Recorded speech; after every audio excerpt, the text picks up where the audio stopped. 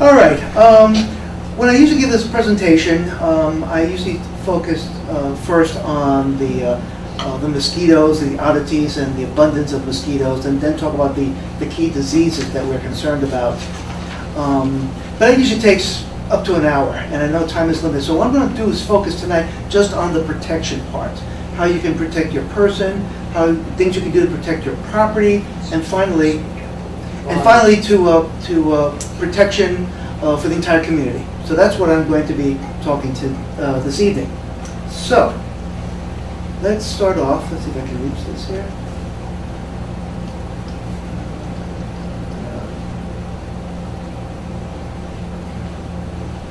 I pushed the wrong button. Oh, there you got it. There we go. Let me use the pointer here and show you what's going on here. This is our district, which encompasses all of Essex County, plus Revere and Winthrop, which is part of Suffolk County. Now, with this map, let's begin with the yellow here. We'll start at the bottom of the legend. These three towns here, Essex, Gloucester, and Rockport, are not members of the program. So we don't know what's going on there. That's Also, by choice? That's by choice, yeah. Because to become a member of the district, the towns have to decide. They either have a town warrant, whatever.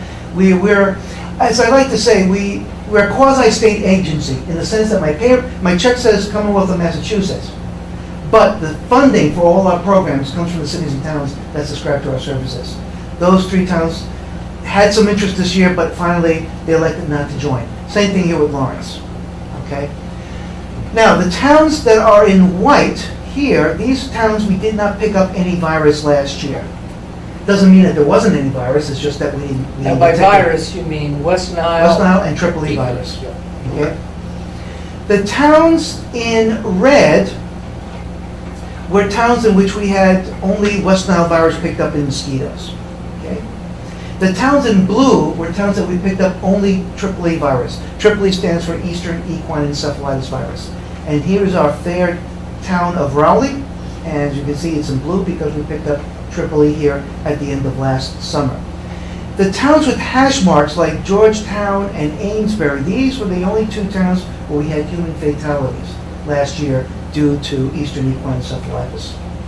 So that's the picture last year. Those are the viruses that are circulating, and these are what we know are called mosquito-borne arboviruses. They're mosquitoes that transmit the virus from wherever they picked it up into a human being.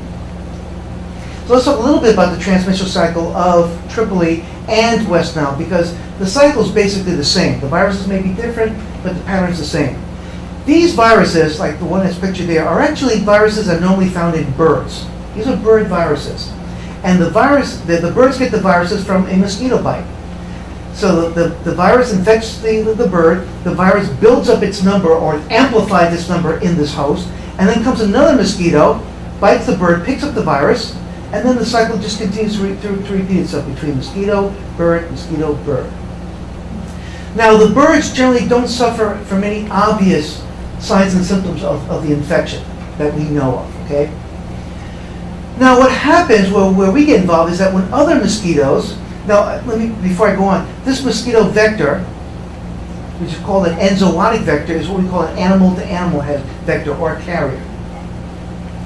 Problems with us happen when we encounter bridge vectors. These are the mosquitoes that transmit the virus from an animal to a human host. So these are animal-to-human vectors. That's what's shown in this particular picture here. Now they point to these people as dead-end hosts. What dead-end host means is that the virus, when it gets into this person, can never leave the person. Not enough virus particles are produced for a mosquito to pick up the virus from that person.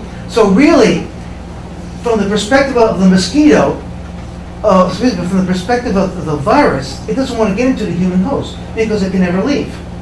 It's a dead end for the virus. Unfortunately, when we get infected, and for circumstances that were not really clear, some of us get sick from it, as well as horses also get the same infection, and we'll get very sick, and in many cases we die from it. Horses get the same infection. However, you don't get an infection from the horse. People have often asked me, can a person get infected with Tripoli if they come to a sick horse? The answer is no. Okay? What happens is that none of the virus is being produced in the horse's blood so that we come in contact with it, we can get infected. Okay? Now, a few words about the mosquito. This particular one here is a common one in this area. This is the larger salt marsh mosquito, and these are other mosquitoes that we find. And as you can see, they're quite different. They all don't look the same. They have an amazing assortment of shapes and colors and scale patterns, which gives them each species a unique appearance. This is Culex pipiens. It's a vector primarily of West Nile virus, but it can also transmit triple E virus as well. And this is a female that's just finished getting a blood meal. Her abdomen is swollen with blood. And what she'll do then, after she's finished sucking the blood, she flies away, finds some place to rest, digest the meal, and then start the life cycle once again. By laying eggs? We'll get to that right now. Now, is it only females who bite us? In mosquitoes, it's only the females. Yes, the males do not bite blood. Just like in humans. This is being recorded now, so you better have a disclaimer. I'm only kidding. All right. Let's begin with the female adult. She's just finished a blood meal. She's digested the blood. She's taken the necessary proteins from that blood to pass on to her eggs, and now she lays her eggs. All right, and the eggs are laid in association with water. With this particular species, Culex pipiens, it's always going to be an actual body of water, usually water that has contained a lot of debris, a lot of decaying material. It's water that if you get to it, you take a whiff of it, it stinks. Fresh water. Rank. Be fresh water. Well, it's fresh water, right? Okay. They do not breed in salt water. They don't breed in anything associated with salt water. Right? It's strictly fresh water. But this fresh water is smelly, rank, disgusting smelling. Okay. The eggs are deposited on the surface of the water. After about 2 days to 3 days, depending on the temperature, those eggs will hatch, and they'll hatch into the larva. And that's the form that we sometimes see wiggling in the water. We call those wigglers.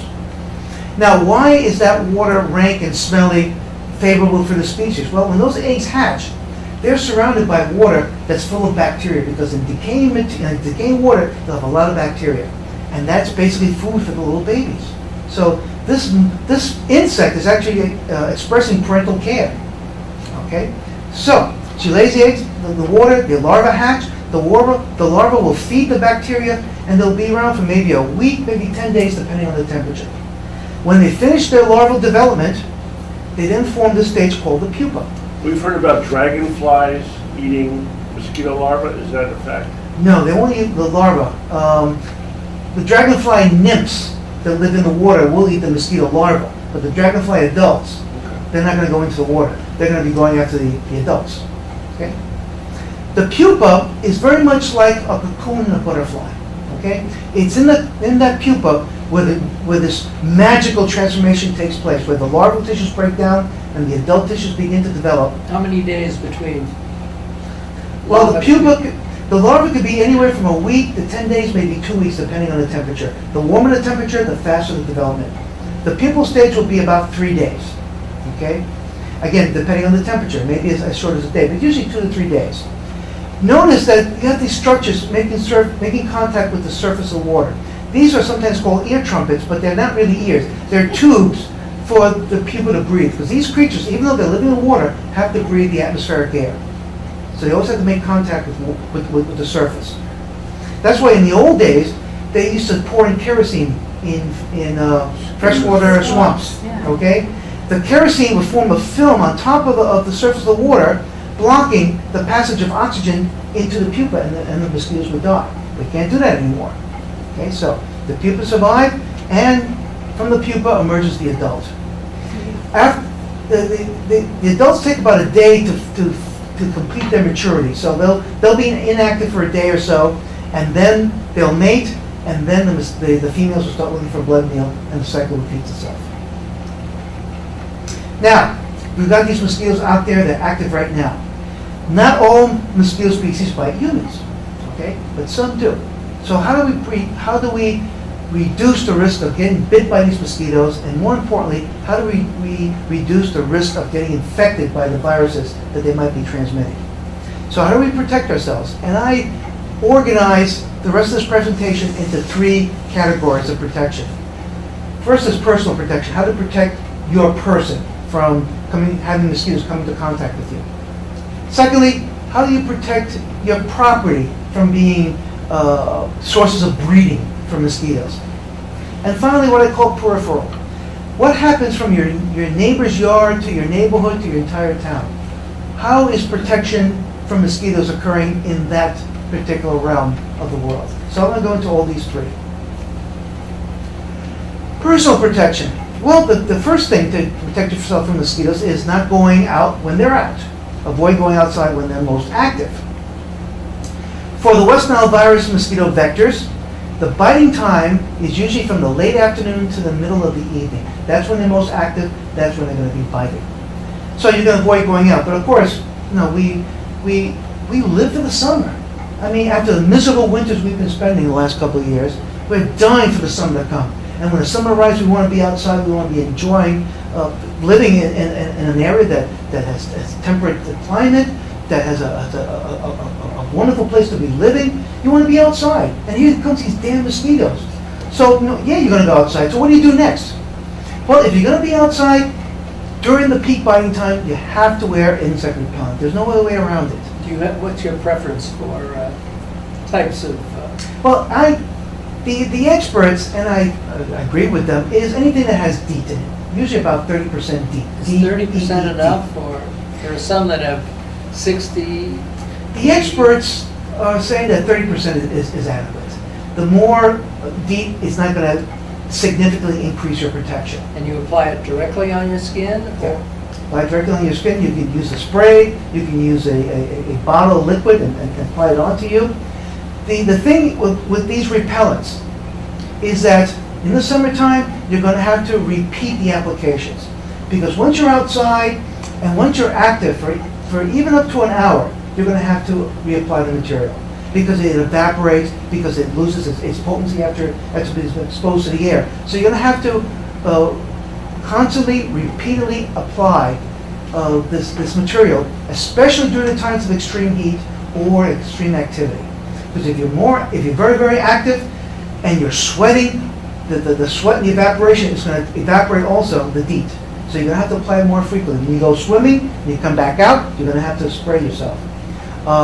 During periods that's very hot, even if you're doing nothing, you're going to have to repeatedly apply the material onto you. And by repeatedly, you mean hourly? At least maybe once an hour. Yeah. Okay. Now again, you don't have to do this from morning to night, okay?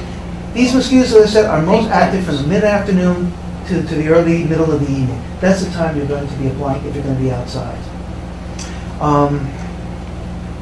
Now, if you don't like to have repellent, and I know people say, oh, it's sticky, or I like the smell.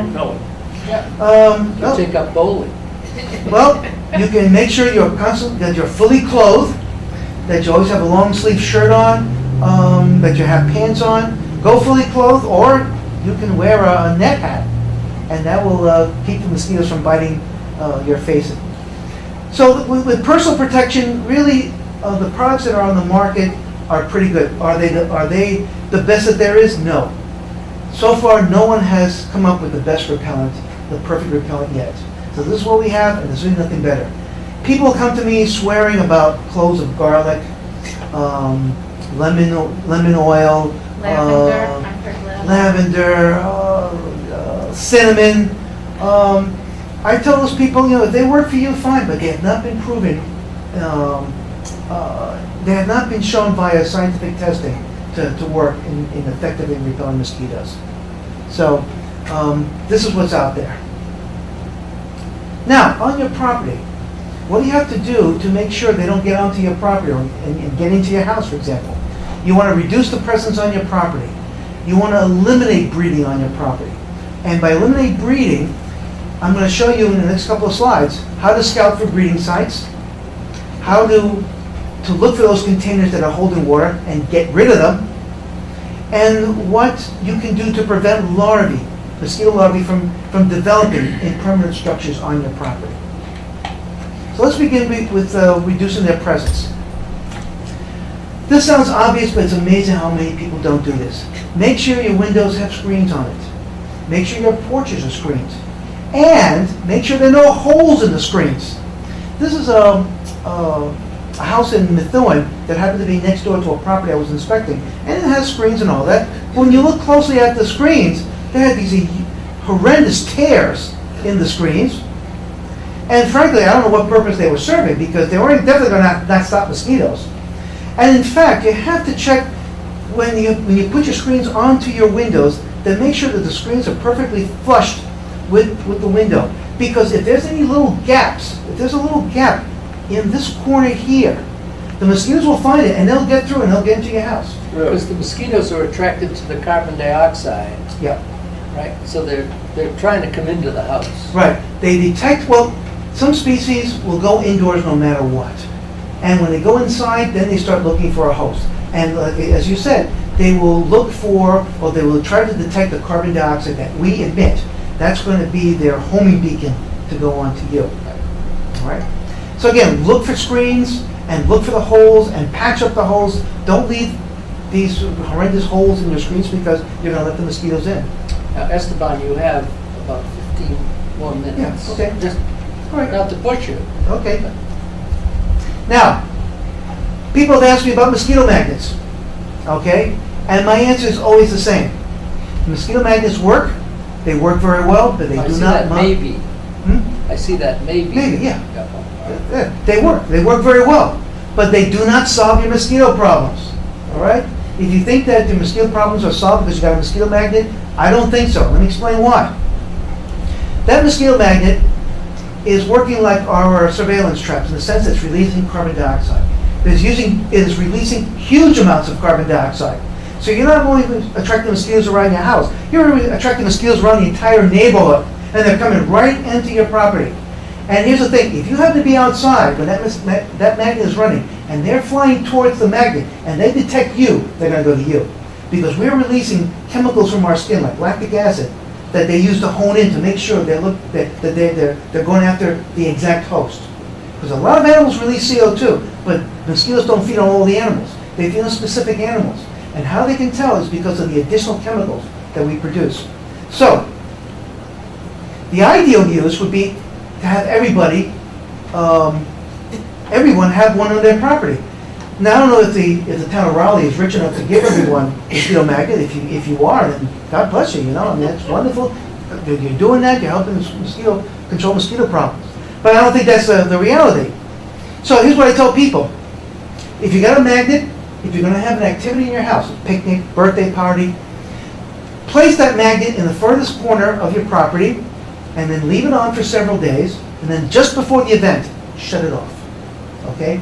Because at least you've gotten rid of a lot of mosquitoes in the area, and then when you shut it off, there's nothing to immediately attract them, so that they won't be bothering your guests. That's a good idea.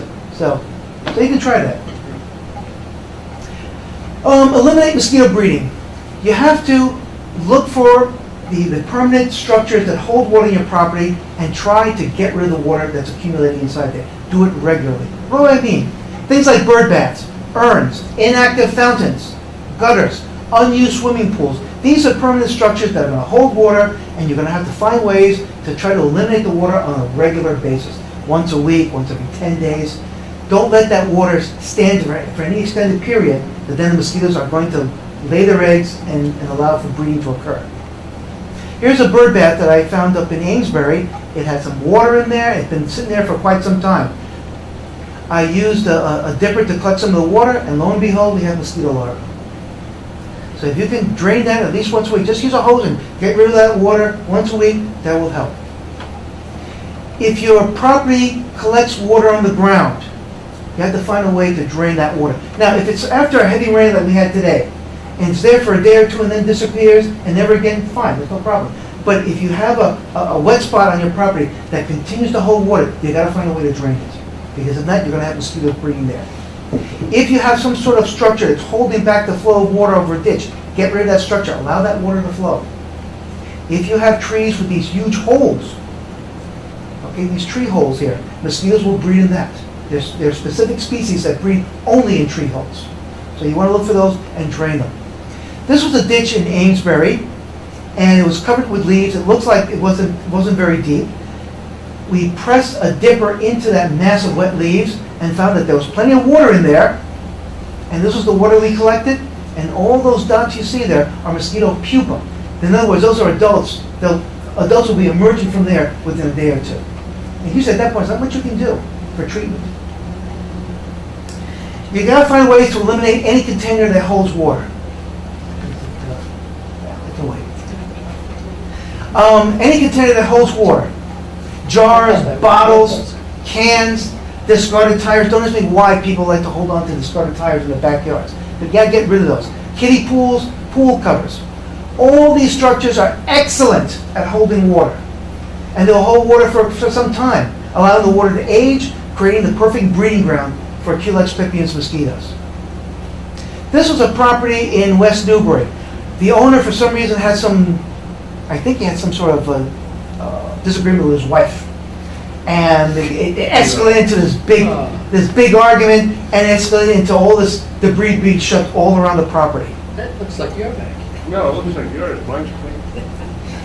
Anyway, the property has been cleaned up because the Board of Health asked us to look into this to see if they could declare it a public health menace. And they were going to take that to court. He did clean up the property, and everything's been resolved. But again, there are properties that look that bad. All these containers are all going to be holding water. They're all going to be breeding mosquitoes. This was a tire shoved underneath a stairway into a pool. And you look into that tire, there's water in there, and you collect that water, lo and behold, mosquito larvae. All right, so again, you got to get rid of those tires. Now, if you insist on holding tires in your backyard for whatever reason, then drill a couple of holes into them to drain out water. Don't let those tires collect water. This was a... Has any of this information been published where it could hit, newspapers or magazines or stuff that might be a bigger venue for you guys than this? This is a big venue right here. Well, it's not as big as perhaps it could be. Well, I go to a number of towns and I give this presentation, it's been some places that record it and make the DVD available to people. So yeah, I mean, try to get the message out, but sometimes people just don't listen, as you know. This is a pet feeder, water container that was left outside when these people disappeared, and it collected water, it collected debris, and of course, there are all the mosquito larvae in there. So you have to search, drain, and clean any structures that actually hold water. Like, for example, boats.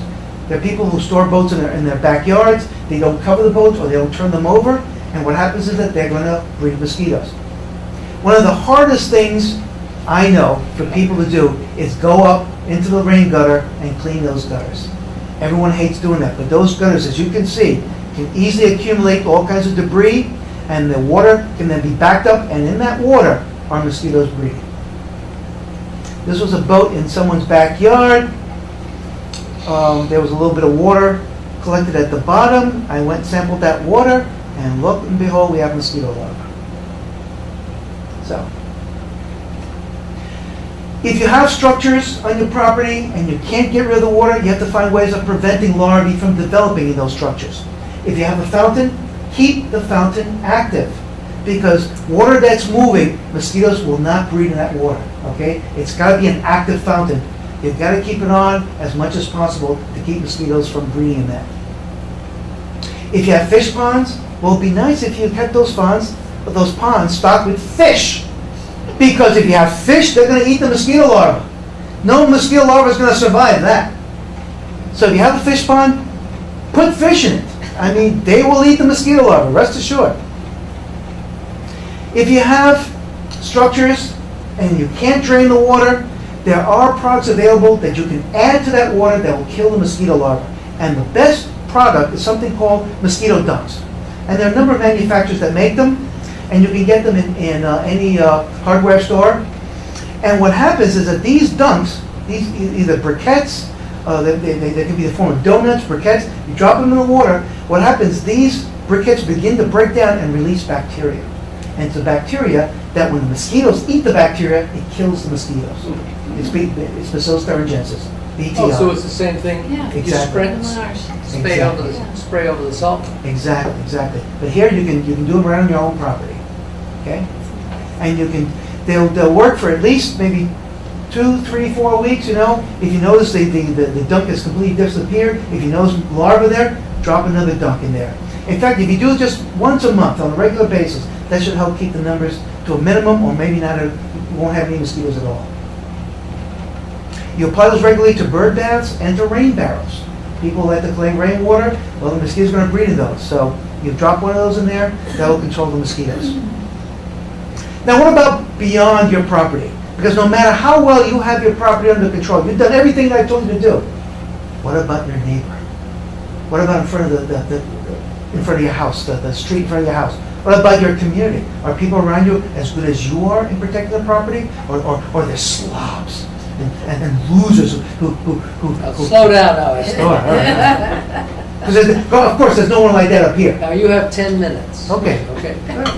About 10. Here's what I'm talking about, to be more specific. I'm not picking on the sloppy people. Yeah. I'm picking on those areas like wetlands and pound boundaries. Who has jurisdiction for that? Junkyards and tire piles. Whose jurisdiction does that fall under? Foreclosed homes. Who's going to be checking those? Retention ponds, catch basins. Who's going to be looking into those areas for mosquito control? This is where you need help from professionals. Now, you can contract private companies. They tend to just stay at the homeowner level. They're not going to go beyond the homeowners. So they're going to operate just looking at your property, and they'll try to sell you a contract to do something there. Then there are the public community supported operations. These operate at the home level all the way to the community level. And these constitute the Massachusetts Mosquito Control Projects and Districts, like the people I work with. They are state overseen but community supported. Let me emphasize, the state sort of oversees, but it's the communities, the cities and towns that support our operations. It's the boards of health in all our towns that tell us what we should be doing. All right, we make recommendations with your recommendations. Right. We make the recommendations to you. You tell us if you want to follow through or if you don't. So people have the notion that we're like the German army marching through Poland. We just go and we do whatever we want. We cannot do that. Legally, we can't do that. We respond to the requests and concerns of the boards of health of all our communities. In Northeast Massachusetts, the individual municipalities subscribe for our services. You have the choice. In some counties, like Plymouth County, you have to belong to a mosquito control district. You don't have any choice about that. But here you do have a choice. My employer, the Northeast Massachusetts Mosquito Control District, this is what we do. We keep track of what's out there. We offer property inspection services. We also offer mosquito control services on the properties. We will do some larviciding. We will check the property. If you have larvae breeding on the property, we'll show you what's going on. If we have the material with us, we will treat the property. We will treat the area to control the mosquitoes. We also do adulticiding, but the extent of the adulticiding depends on the town. And with Raleigh, the Board of Health in Raleigh, if you want to have spraying down your property, you have to contact the Board of Health. And then the Board of Health contacts us. Okay, that's the agreement we have with your town. We have an active surveillance program. That's really the reason why I'm hired. We do bi-weekly collections of mosquitoes from our traps from May through September. This year we're going to probably go until October. All the mosquitoes, every single mosquito we collect in our traps is identified, it's tallied, and I keep track of the trends that I'm seeing that's going on. We'll make recommendations based on the data to our cities and towns. If we see mosquito species of a certain kind increasing, we may recommend to do some sort of control activity. But again, it's based on science, and then we confirm with the Board of Health. We recommend, and you tell us what you want done. We also collect the mosquito species that are the usual suspects for transmitting virus, and we send those to the Department of Public Health for testing. The results of that testing, if there's virus that's been detected, we will then discuss with the Board of Health as to what you want to have done next. What's the time frame for the test and you getting notified? We collect our mosquitoes Mondays and Wednesdays. We package the mosquitoes on Wednesdays to be sent to the Department of Public Health. They get it on Thursday. They start the testing process on Thursday, and you can have the results as early as Friday. So we and DPH have done really good in streamlining and making the process very efficient and timely. And we've had many years of quick turnaround Yeah. and treatment if necessary. Yeah, yeah. On the category of inspections, here's an abandoned property that I went to inspect in Methuen. The concern was the swimming pool that was there. Okay, the homeowners have left. They left the swimming pool there, and it's full of water. But surprisingly, there were no mosquito larvae. And what happened? That pool has been out there for so long, it's become an artificial pond. So you have all kinds of creatures living in that pool that can only find the pond. And a lot of these creatures include insects that eat mosquito larvae. So no mosquito larva was going to survive in there. To me, the greatest danger of that pool was the pool itself. I mean, there was no fence around the property. Any kid could have gone in there, gone into that pool, and they could drown. You know, I was more concerned with the pool as a pool rather than the mosquitoes. Now, checking around the property, I looked at this wheelbarrow underneath this covering here, and there was a lot of junk in there, and water had collected. I collected the water, and lo and behold, we had mosquito larvae. In fact, that yard was loaded with all kinds of receptacles and containers, all kinds of junk there, all kinds of things collecting water, and we had mosquitoes. So that's the problem with abandoned properties. Not so much sometimes the swimming pool, it's everything else that's left behind. Topsfield, we have this pool. Again, it was abandoned. The cover eventually came down. In that kind of a situation is where you're going to have mosquitoes breeding, because the water is shallow, there's no other predators there, and the mosquitoes will breed because there's all kinds of material left behind that will provide food for the larvae. Again, it's all these little nooks and crannies that are holding water that becomes the problem. We do major larviciding operations. We will treat for mosquito control the freshwater wetlands. We do that by hand. We also treat the salt marsh with bacteria, and we do that with a helicopter. And you're doing that now? We did it last week. Yeah, we did it early last week. We treated the salt marsh. All right. And how is the season going this year? What do you think? Well, there's been a lot of salt marsh mosquitoes out there. Yeah. But it's because of all the rain we're having, the changes in the usual pattern of rainfall, together with the storms that are in the sea that forces the ocean waters higher into the salt marsh. We've had a lot more breeding going on there than usual. You know, so we've had to do already two major. So the increased saline or salt water coming into the salt marsh helps the mosquitoes? It helps the salt marsh mosquitoes because the salt marsh That's what I mosquitoes mean. are adapted to breeding in brackish water. Okay. So again, it's not the lower, it's the upper reaches of the salt marsh that get flooded at the high tides. Yeah. And or they get flooded when you have a very heavy rainfall, and the mosquitoes that were in the dry mud, the mud becomes wet, those eggs hatch, and that's the problem. Catch basins are probably the most important source for mosquitoes that transmit West Nile virus. So we try to treat all the catch basins in all our cities and towns as early and get them all done, because there's a lot of catch basins. Here in Raleigh, we completed our treatment of the basins last week. We treated them, all the basins, with a product called 4-Star, which consists of 2 bacterial species.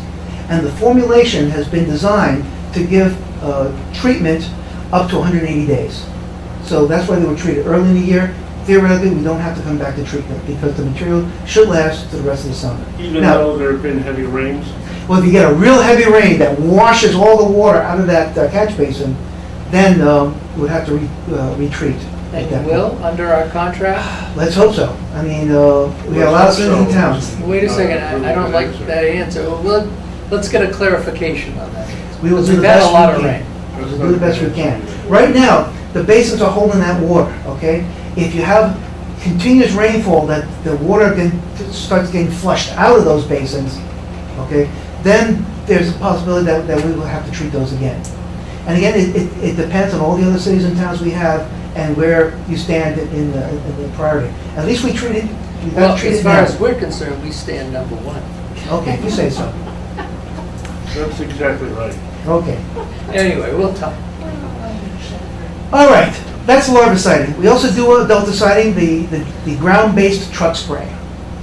We do that primarily now in response to virus detections. Okay, we do have residents request in some of our cities and towns, but most of the cities and towns want spraying only when there's virus being detected. The applications are done depending on the time of the summer, either at the neighborhood level or sometimes the entire city or town. Again, it depends on the time of year, depends on our surveillance numbers, what's the population's looking like. Do we need to do the whole town, or can we just do that particular neighborhood? Right? Depends on the time of the summer. And this is usually in the end of the summer, kind of August. Traditionally, it's always been from the middle of August on to the end of September. But with the summers lasting longer now, I mean, the last couple of years, we've got warm weather going up to the middle of October now. The springs are starting later, but the summers are ending later. And we may have to continue doing something right to the very end. Again, with the truck sprays, it has to be with the approval of you guys. The purpose is to reduce the numbers of mosquitoes, to reduce the risk of infection. That's what we're doing. We're reducing risk.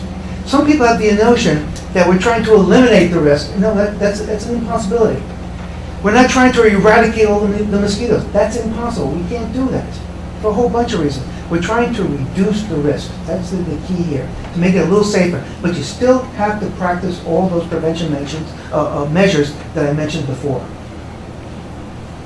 People somehow think that when you say it's truck spraying, this is what they think of. The truck going down the street and all that white smoke pouring up and all the little kids running inside the smoke and jumping around. We all did that, right? Come on, fess up. We did.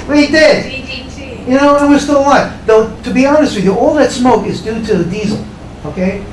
What happened was that you had to burn the diesel to get the material, either with DDT or later on malathion, because they're not soluble in water. They're soluble in oil. So you had to burn that oil and then get into the atmosphere, okay? We don't do that no more. We don't do that anymore.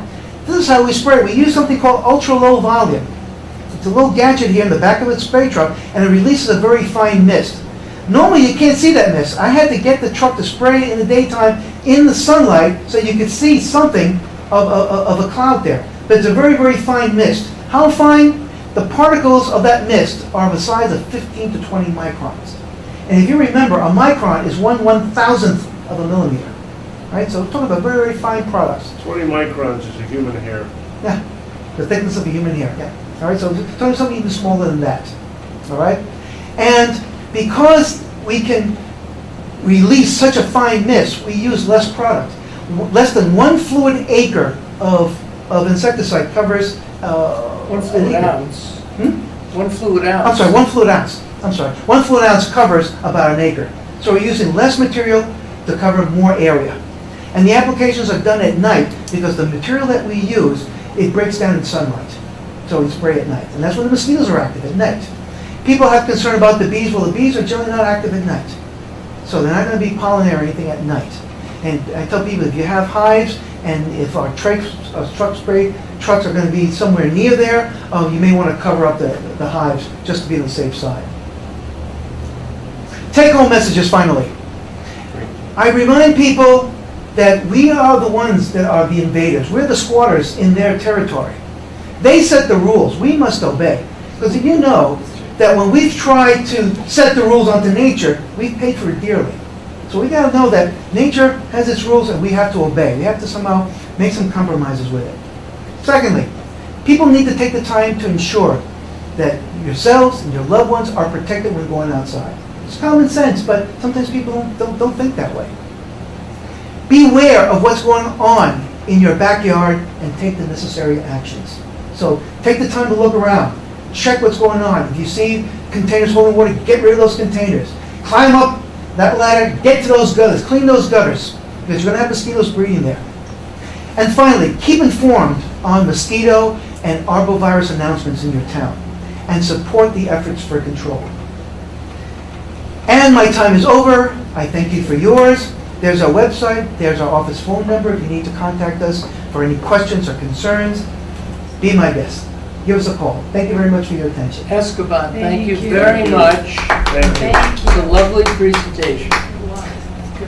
And it's been a long day, so I get a little tongue twisted here, so my You're fine. That apologies. was You did a very good job. It's very good. Any questions from the board? Yeah, how high do mosquitoes fly? let's put it this way. When I lived in Puerto Rico, we had an apartment on the 8th floor, and the mosquitoes used to get up there. Now, I don't think that they flew up directly. They probably The should have. elevator. They probably, hopscotch, on the way up, Yeah. But they can fly up, maybe up to 100 feet or so. I will tell you this, the salt marsh mosquitoes can fly a distance of 25 miles, Oh my and that's been proven. They've actually had studies in which they mark the mosquitoes with a little bit of dye, let them go, and they set up traps 5, 10, 15, 20, 25 miles, and they've actually picked up mosquitoes with the dye 25 miles away. All right? Not all mosquitoes do that. The Culex pipiens, their flight range is maybe about a mile at the most. The mosquito transmits triple E from bird to bird. That mosquito has a flight range of maybe a quarter of a mile. Okay, so different species have different flight ranges. All right, but again, they'll fly as high as a tree, maybe even higher. Again, they don't want to get too high because then they'll get picked up by the winds, and who knows where they're going to end up. From your experience, Mm. what kind of year do you think we're going to have? Based on, here we are into July, so what's coming? Let me begin with a disclaimer. I get paid to be a pessimist. I think it's my job to always be pessimistic, to always be on the alert. I never want to take it easy and think that I'm in for an easy year, because when that happened, that's when West Nile virus first appeared. So, having said that, seeing all the viruses that we've been picking up in Essex County in the last 2 to 3 years, every year now, we're setting records in the number of mosquitoes that we're picking up infected, and number of towns that are coming back infected. I would say that I'm concerned. I'm concerned. If all this rain stops and now we go into a drought period, the mosquitoes that transmit West Nile virus love droughts. They do very well in droughts. Their populations usually go up in droughts. And that's because their breeding sites, all those areas that have drying water, that has a lot of debris, a lot of junk in it, those begin to appear all over the place, right? Because you have rivers that begin to slow down, and along the edges, you have all these pools forming with debris. They're going to breed in that. Ponds and lakes, they start drying up all along the edges. You'll see all these little pockets and pools forming. That's where these mosquitoes are going to breed. They're going to be breeding. So usually in droughts, and we've had a drought, especially last summer, these mosquitoes do really well. Now we try to treat the basins, and the basins are covered, but all the other areas that they're breeding in, we tell people you got to be on the alert for that. Sometimes in drying lakes, you'll see all the junk that people have dumped in there in the past years. Okay, maybe not in Raleigh, but in other places. All the tires, all the old refrigerators that got dumped in. Well, these are wonderful receptacles to hold water, and then the Culex pipiens are going to be breeding in that. So if we have a drought, a serious drought, I think we're in for trouble. If it's a hot summer, I think we're in for trouble. So that's my 2 cents worth. But like I said, I feel it's my responsibility to be pessimistic. And what are the species that carry, like you've only talked about the pipiens. Okay.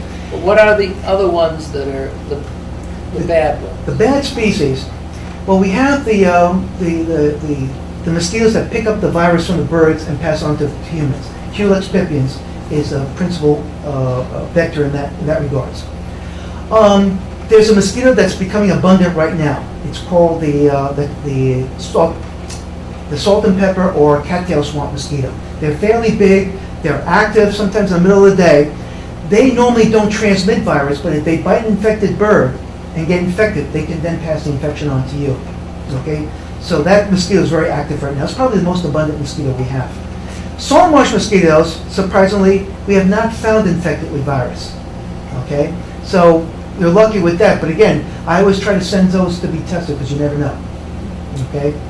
There's a mosquito active now that's a very black mosquito with large white bands on its legs. It's called the Japanese rock pool mosquito, Aedes japonicus. That species has been shown in a laboratory to transmit West Nile and AAA, and we have picked up on occasion some of those mosquitoes infected with virus. Those mosquitoes are human-biting mosquitoes and love to go after humans to bite. So these black mosquitoes, Aedes japonicus, The salt and pepper mosquito or cattail swamp mosquito. It's got a horrendous name of Popliteria perturbans. That one's very active now. That one can be Perturbans or perturbans. Yep. That one can be a possible vector. And then there's Culex pipiens. So those are the key species to be aware of. Well, Esteban, thank you very much. Well, It's been a great presentation. Well, you're welcome. Thank you for your time and attention, and thank you for asking me. And I hope Very nice, thank you. if your viewers have any questions, if your viewers have any questions, they can always call us Yep. at our office, and we'll try to answer the questions the best we can.